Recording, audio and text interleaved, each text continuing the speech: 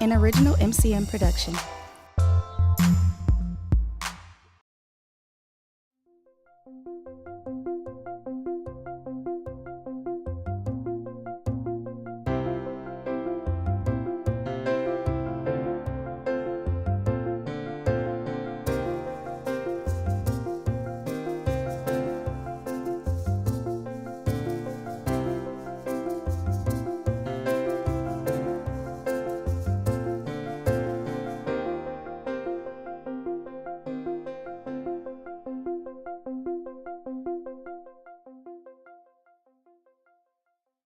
I'm going to call on Chris Martinsek, who is the CEO of Martinsek & Associates. She is going to introduce our program today. Chris? Thank you, President Nancy, and good afternoon, fellow Rotarians and guests. Thank you, too, to Ave Lang for giving me this opportunity to introduce Chris today. We'll be meeting Chris Ott, the Executive Director of the ACLU of Wisconsin. Following World War I, amidst fear that the communist revolution in Russia could spread to the U.S., an attorney general named Mitchell Palmer began efforts to identify, round up, and deport radicals. In what became known as the Palmer Raids, thousands were arrested without warrants and without regard to their constitutional protections.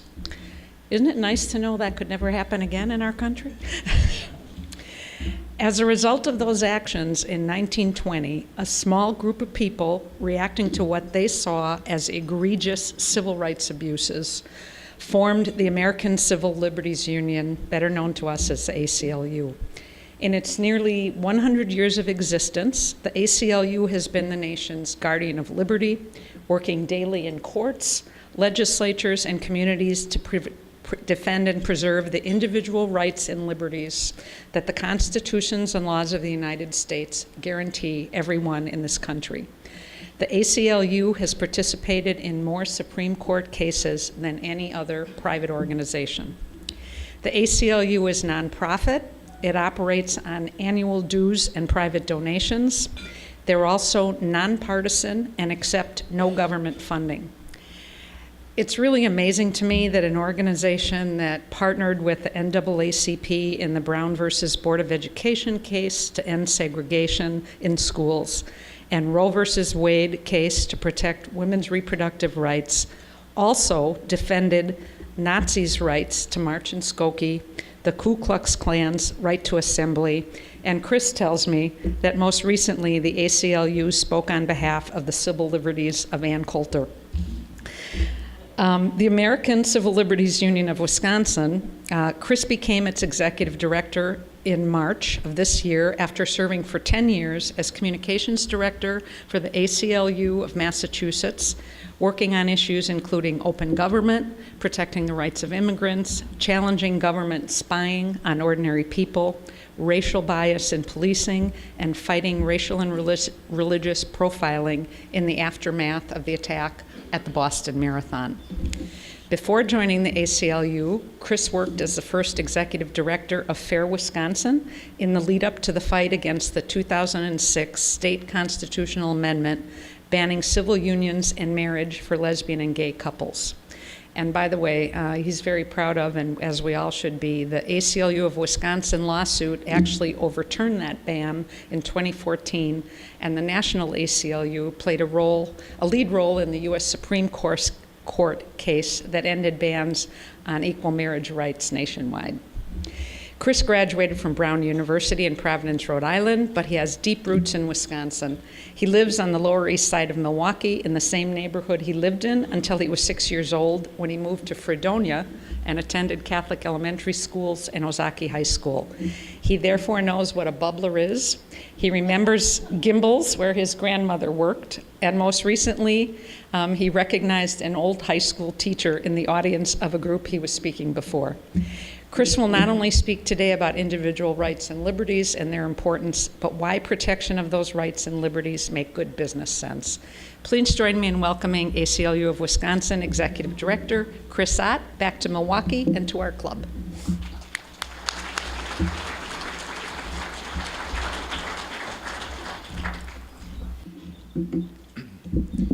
Thank you, Chris, for that introduction.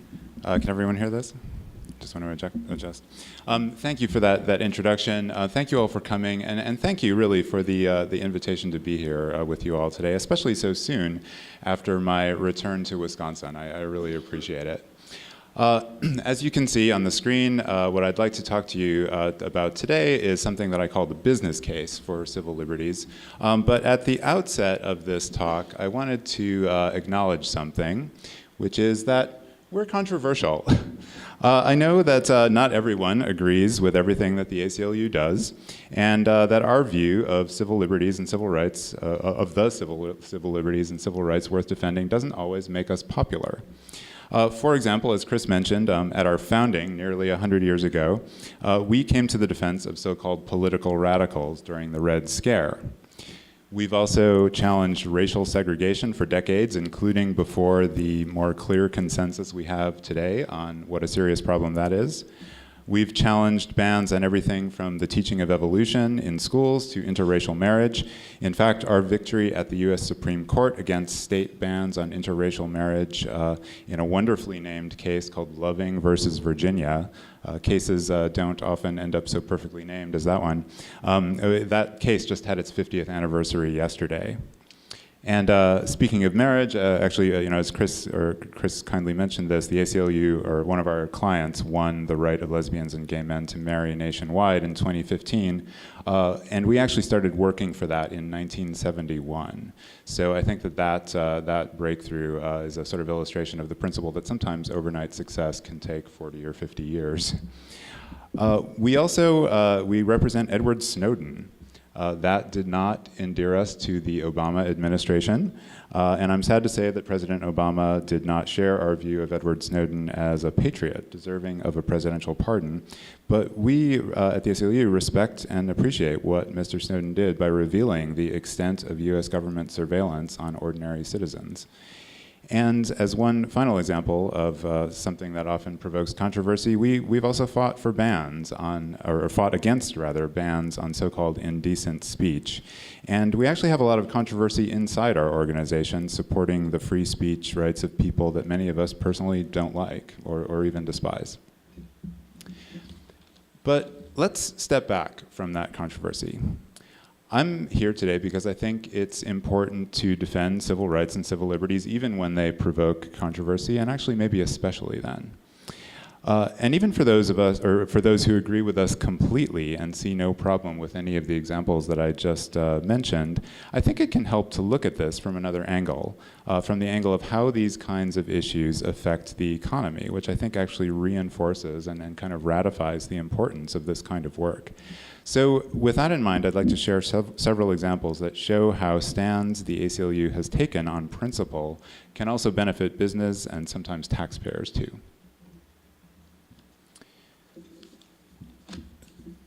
For the first of those examples, let's start with President Trump's Muslim travel ban, which we think of as a direct attack on the freedom of religion and belief.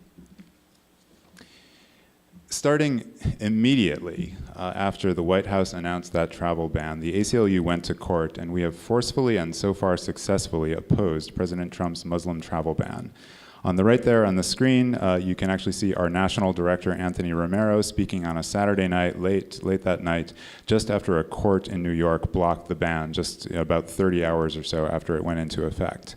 We believe that that ban is unconstitutional. It's just simply wrong to single out members of any particular religious faith. We think that's a fundamental American value. But we are also in good company. It certainly doesn't hurt that we wound up on the same side of this issue as many business leaders, including in the tech industry and in other fields too, such as medicine and health science, engineering, and others. When that ban went into effect, you may have seen this in the news, companies like these faced the real possibility that valuable employees traveling abroad at that moment might not be able to return to the country. The same thing happened to hospitals, and I think that in particular can personalize this issue for a lot of us. Does anyone want their doctor kept out of the country by a ban like this? We at the ACLU, we sometimes say the rights you save might be your own. And I think that the threat presented by this travel ban interfering in situations like that really sort of drives home that concept in a really personal way. This ban also threatens our universities. In fact, on Sunday, I just spoke with someone who works at UWM who told me that many of their international students are actually really afraid of leaving the country right now for fear of not being able to get back in, and that their enrollments from abroad have actually fallen pretty dramatically in just the last half a year or so. I mean, I remember not so long ago, we were hearing fairly often about the boon that tuition-paying students from other countries offered to our university system. And now, unfortunately, it seems that trend, because of the Muslim travel ban and other hostility to foreigners, may have reversed that trend. Let's hope that's only temporary. As another example, let's talk about something that I think has serious implications for the issue of racial justice, and that is the issue of mass incarceration. Of course, we punish people by sending them to prison because depriving someone of their liberty is, for months or for years, is such a serious thing. The problem that we have in the United States now is that we are doing this on such a massive scale. The United States today leads the world in the number of people per capita that we have in prison, unfortunately. We have more than 2 million people behind bars in the United States. And another way of looking at that is that with just about 5% of the world's population, we have 25% of the world's prison population. Even worse, the way that we do this shows shocking racial disparities, which we see both nationwide and here in Wisconsin. Nationally, we are several times more likely to imprison an African-American person than a white person, and a recent study by the Sentencing Project found that disparity in Wisconsin even higher. An African-American is 10 times more likely in Wisconsin to be arrested than a white person. There are economic reasons for concerns about this kind of mass incarceration at this scale as well. Our country spends more than $80 billion a year on incarceration.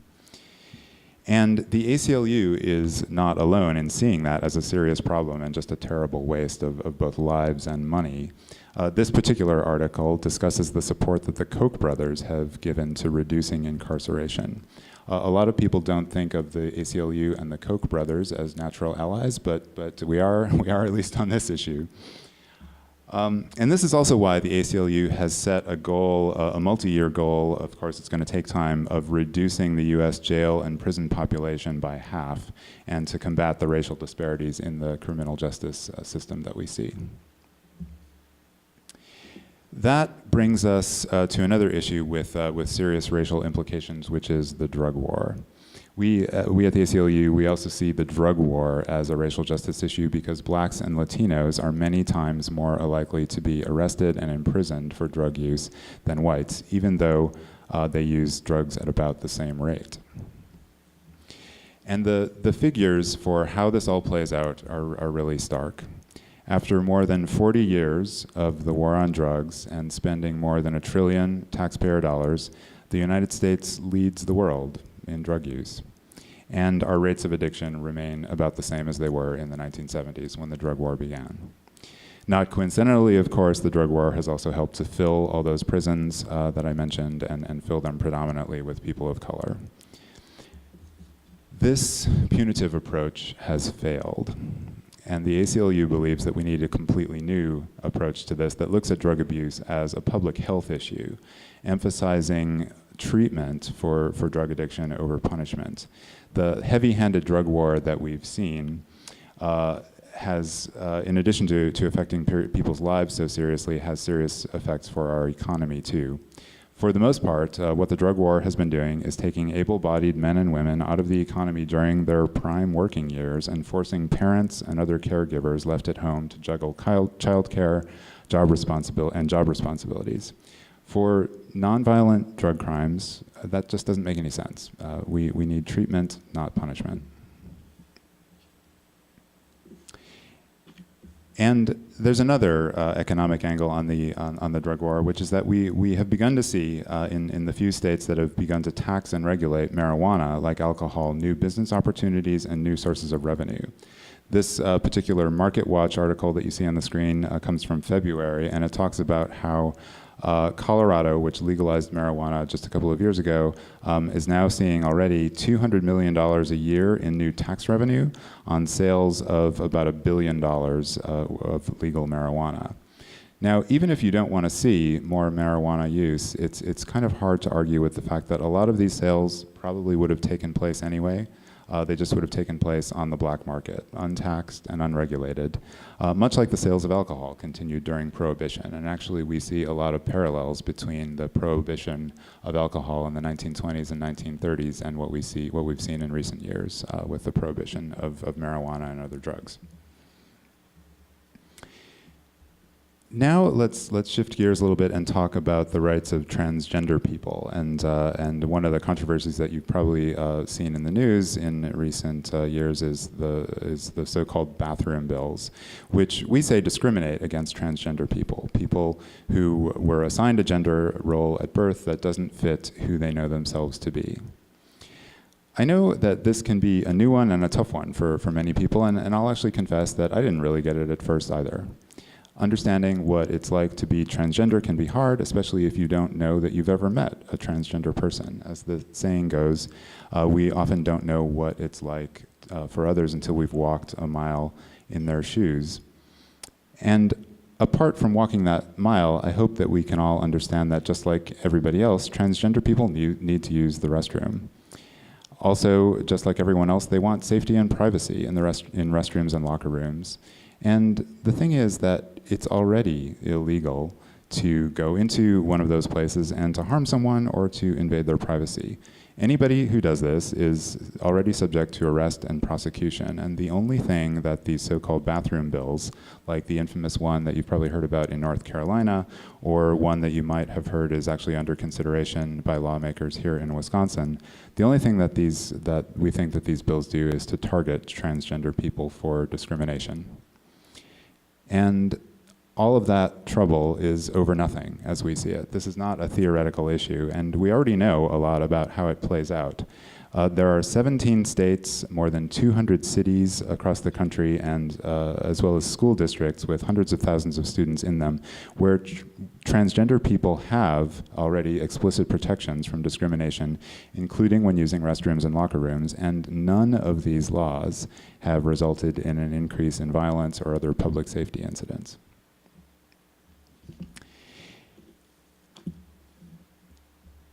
These so-called bathroom bills also show in another way how discrimination can hurt economically. Though a lot of people's understanding of this issue is still evolving, a lot of folks, especially younger people, have really come around and are actually totally opposed to this kind of discrimination. And the Associated Press actually estimated just a couple of months ago that the boycott sparked by North Carolina's bill had cost the state at that point $3.76 billion. It actually became so unpopular that it might also have cost the state's governor his re-election. That election turned out very close. Incidentally, a trainer on these very issues that we had in our ACLU office here in Milwaukee just last week told us that what really matters most to transgender people is being safe from harassment, violence, and employment discrimination. It was people on the other side, people beating a drum about this issue, about this supposed threat, that gave us these controversial bills in the first place and the economic troubles that they have caused. I really hope that Wisconsin can avoid this. Now let's turn to the issue of privacy, and especially digital privacy, which is another very important issue for us at the ACLU. And here's an example that shows how digital privacy matters to our economy. A year and a half ago, you might remember, a battle played out over the iPhone that belonged to one of the San Bernardino shooters. The US government was trying to force Apple to break the phone's encryption so that authorities could examine its contents. And some politicians, including then candidate Donald Trump, went even further than that and demanded that technology companies build so-called back doors into the security of their products so that the government could get in and have a look around. Now, that, at first glance, that might seem reasonable in the case of acts of terrorism, but the problem is that most technology experts agree that we just can't do this without unintended consequences. If we build backdoors for the US government to use, it's virtually a guarantee that governments that we really do not think of as our friends are going to be able to go through those doors as well. And so will hackers. We saw a demonstration of this just a few weeks ago when ransomware known as WannaCry took advantage of what was essentially an open door, or a door left open in an older version of the Windows operating system. And it took over computer systems all over the world. What I think that shows is that it's hard enough to keep this from happening unintentionally, and if we build backdoors in on purpose, that will make this problem even worse, potentially exposing people's entire digital lives. Think of all the things that you have on your computers and phones, emails, contacts, photos, and electronic files of all kinds. And business leaders recognize the threat that this poses to online financial transactions, electronic medical records, and all kinds of other sensitive data that is stored electronically and online right now. And we think it's simply unrealistic to build these kinds of backdoors into the software and devices that we all depend on now and to not expect them to be misused. We just can't let that happen. And as two heads of companies in Massachusetts put it in this op-ed that they wrote for the Boston Globe, the future of America's high-tech industry is at stake. If our government forces companies in the United States to build in these backdoors to weaken the encryption in their products, then that will give an opportunity for companies in other countries to move ahead of American companies. So that is another reason why why we think this is a very, very bad idea. Related to calls for backdoors in security software is the authority that the US government claims to conduct searches and seizures without a warrant within 100 miles of international borders and bodies of water that border another country, including the Great Lakes. And with a mention like that, maybe you can guess where I'm going with that. What the orange area on this map on the screen right now shows is this 100-mile zone within every border, within every American border, in which our government claims the authority to confiscate pretty much anything it wants at any time without a warrant. And that this area in orange includes about 2/3 of the US population, including, of course, all of us here in Milwaukee. They actually claim they have the authority to confiscate every phone in this room right now because we're inside that zone. Now, of course, the U.S. government does not do this all the time, and it couldn't on such a scale. At least I hope it never can. But this is a slippery slope, and the ACLU represents clients that this actually has happened to. I've even met one of them. Agents have simply confiscated phones, cameras, laptops, and thumb drives without a warrant. And for those business people, for example, who just can't take the risk of having trade secrets or sensitive or other proprietary information exposed, security experts have actually begun recommending that the best move can actually be to simply not travel with your laptop or even your phone anymore. And we as Americans shouldn't have to live like that. The framers of our Constitution intended for Americans to be secure in what they called at the time their personal papers and effects. And they wisely created a requirement for authorities to go to a court and show a reasonable need for a search warrant if they suspected that someone was up to something. And in the 21st century, something as common and simple as a phone can contain a lifetime of these so-called personal papers and effects, as much or more than an entire building could in the 18th century. And that's why the ACLU believes that the warrant requirements that our nation's founders wisely put in place matter more today than they ever have.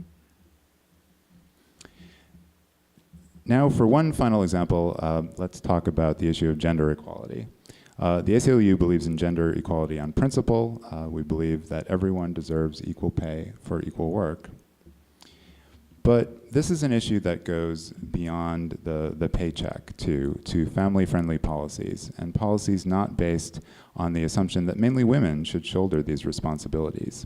As the teaser for this article in The Atlantic a couple of years ago by the attorney and political scientist Anne-Marie Slaughter says, "It's time to stop fooling ourselves. The women who have managed to be both mothers and top professionals are superhuman, rich, or self-employed. If we truly believe in equal opportunity for all women, something has to change." Savvy employers have begun to realize the advantages of offering family leave and other policies that recognize the need for men, too, to play a role in child care. And it also helps to recognize that people without children, too, give care or have responsibilities for elderly parents and others.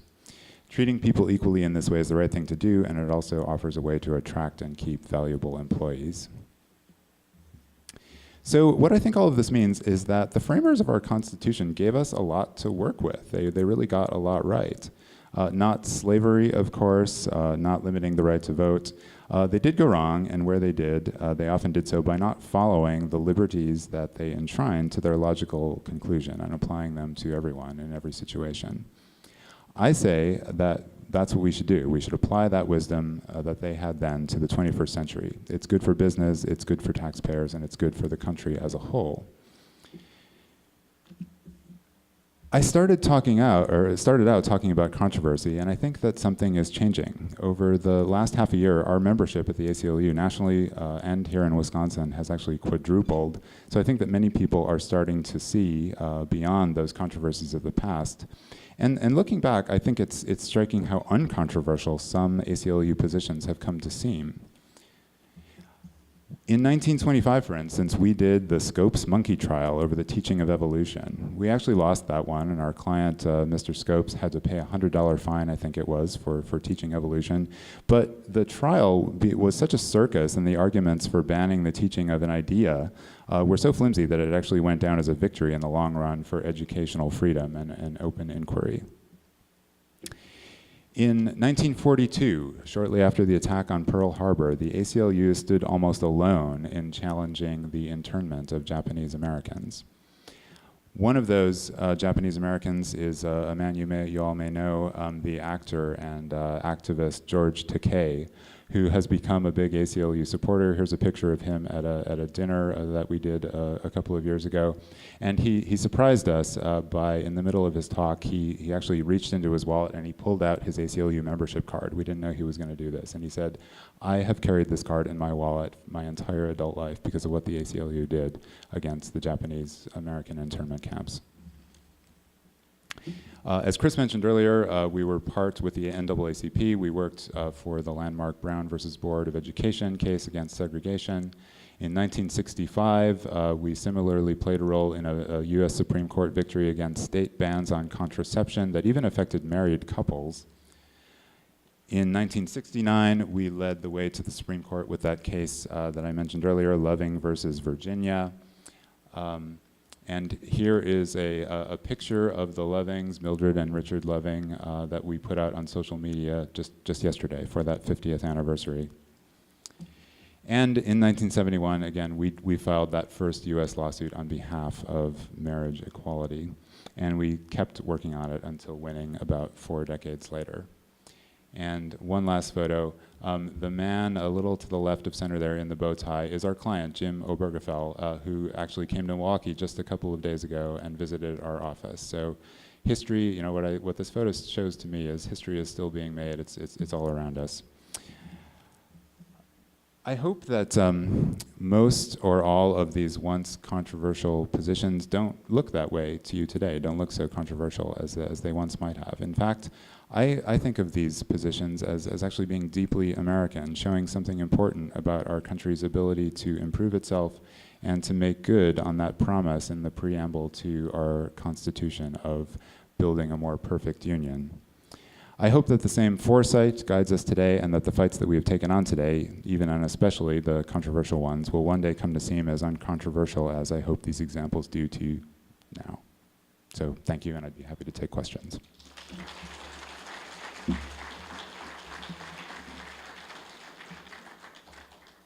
That is still a work in progress. With the quadrupling of our membership has come more financial support, and we're very grateful for that. We're working every day to put that to best use. Oh, I'm sorry. Yes, I should repeat the question. The question is, with the new support, financial support that the ACLU has received over the last few months, how are we putting that to use? We're still trying to. We're working every day to put that new support to the best use that we can. And I wanted to say something about that, just to put it in perspective. We still think of us, even though we're very grateful for this surge in support like nothing we've ever seen before, we still think of ourselves very much as David versus Goliath.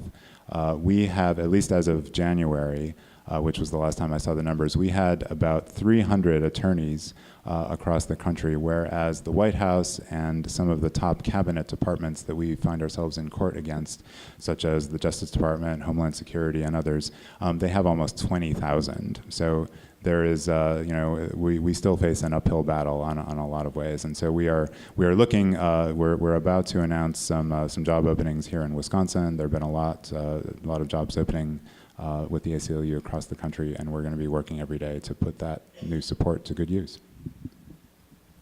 Yes. Sure. The question was, would I like to comment on the potential of calling a constitutional convention to amend or to sort of open up all kinds of new amendments to the U.S. Constitution? I hope that will not happen. For those not familiar with this possibility, it's something that's been in the works potentially for a few years. But if a certain number of states, I can't recall right now the number of states, it's somewhere in the 30s. If 30-some states agree to hold a constitutional convention, it sort of means that all bets are off. That delegates would be sent to essentially to revise the Constitution that we have, or to write a completely new one. There would be little to no control over what they could do. So we could end up with something very different from what we have today.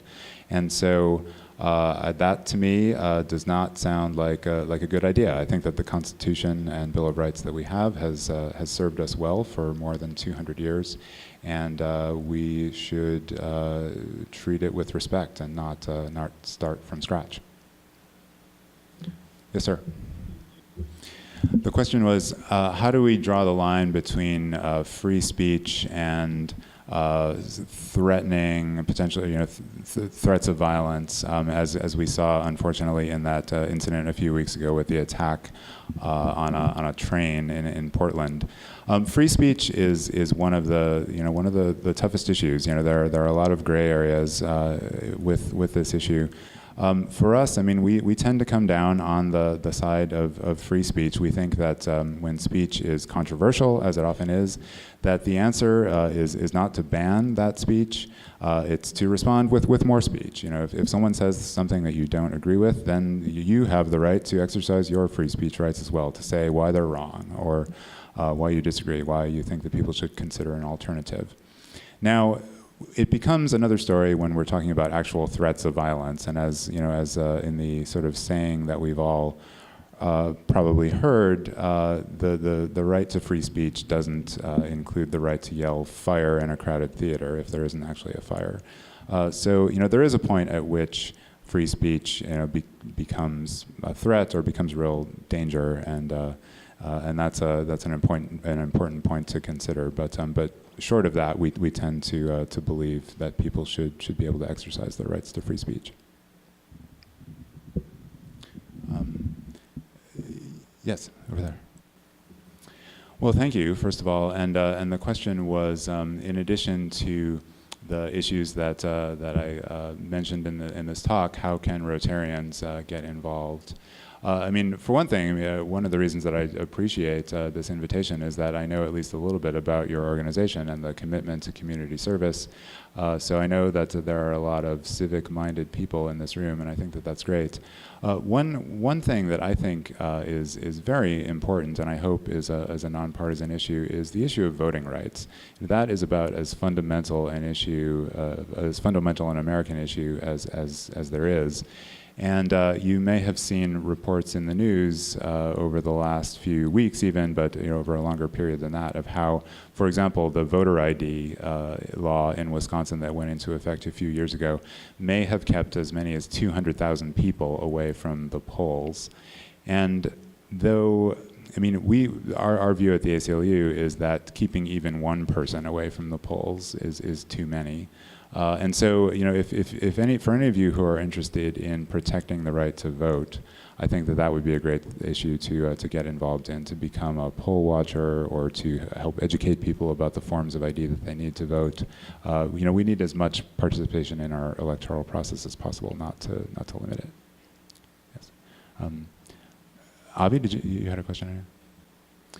Yes, absolutely. The question was, what other issues is the ACLU getting involved in Wisconsin? And there are several. Just a couple of examples. We actually have challenged, as some of you may know, we've challenged Wisconsin's voter ID law in court. That challenge began a few years ago, and it's still working its way through the courts. More recently, earlier this year, we sued the Milwaukee Police Department, asking for an end to their policy, their stop and frisk practices, essentially, which have the practical effect of these searches that they do is that they're stopping tens of thousands of people a year on the basis of race, essentially, and with no reasonable suspicion that anyone has committed a crime. And the proof of that is that they're letting most of these people go. They didn't commit a crime. They have no contraband or anything like that. It's a racially discriminatory policy. We want that to stop. We have also challenged, we've sued the state of Wisconsin over the treatment of children at a detention facility at a place called Lincoln Hills, or two facilities called Lincoln Hills and Copper Lake. We have kids there, mostly from the Milwaukee area, who are being held in solitary confinement. The pepper spray that hikers can buy to use against bears is sometimes used against these children. We think that the treatment there is just horrendous and needs to stop. So those are some of the issues, other issues that the ACLU is working on directly in Wisconsin. Yes, back there. So the question is, will the ACLU, consider more seriously the rights of employers, the ability to make contracts with employees? This, I think, kind of like the free speech issue, is one where there are some gray areas or rights in conflict, as your question points out. We often do come down on the side of the rights of employees because, for example, employers, we think, employers should not have the right to decide that they're not going to hire someone of a particular race or religion. So, we think that there are some clear lines there, and that's, so that we take cases that we think resemble those. This may be a bit further afield from your question, and it's something that a lot of ACLU supporters don't like, but we actually submitted a brief in the Citizens United case on behalf of the right of corporations to spend money on political campaigns. We thought that it was wrong for the law to prohibit this kind of political contribution. So I know that that's not an employment issue, but we do sometimes take the rights of, or take the side of employers and corporations. Any others? All right. Well, thank you. Thank you very much.